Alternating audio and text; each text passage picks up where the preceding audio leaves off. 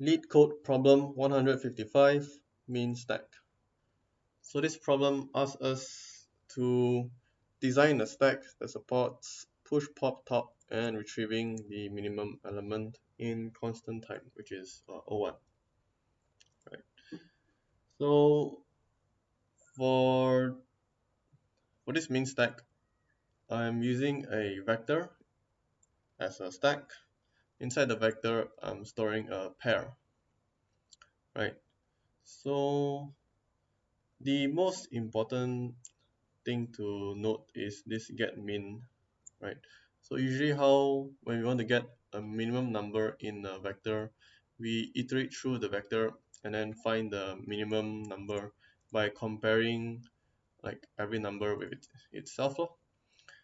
But since we get to implement how we store the values, when we push a new number, right? When we push a new number, it will store the number and the current minimum number as well, right? So what I mean by that is, let's say using this example, I guess.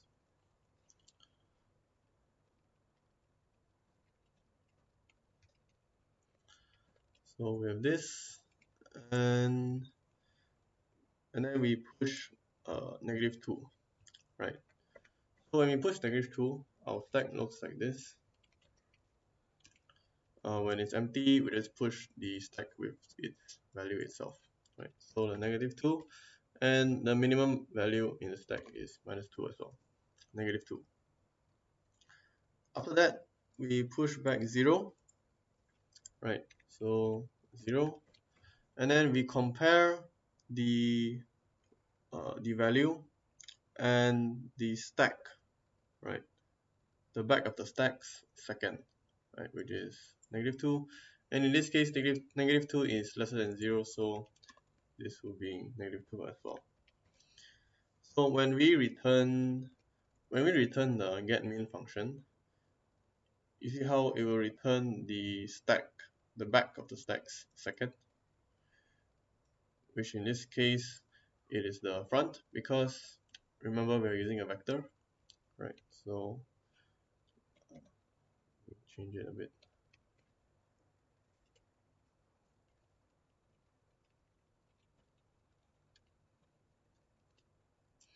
Right, so this is how our vector looks like. And then since we push back, so this will be at the back. Right, so technically the back of the vector is the top of our stack. So when we get min, we are actually returning the top of the stack's minimum value, which in this case is -2, right? Which is correct, since we only push 0 and -2, and -2 is a minimum. So let's say we push a new value called -3, and then we compare -3 with the current minimum value. So is it smaller? So in this case it is. So we replace the new minimum with -3. Right, so this is what our vector looks like. And if we were to get min, we will be returning the -3, which is the current minimum value.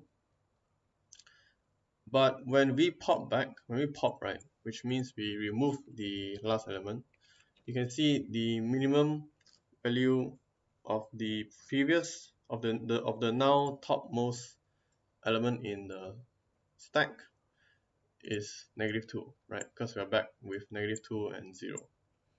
So that's why we need this, right, to keep track of the so-called current minimum value. That's all I have to show. Thanks.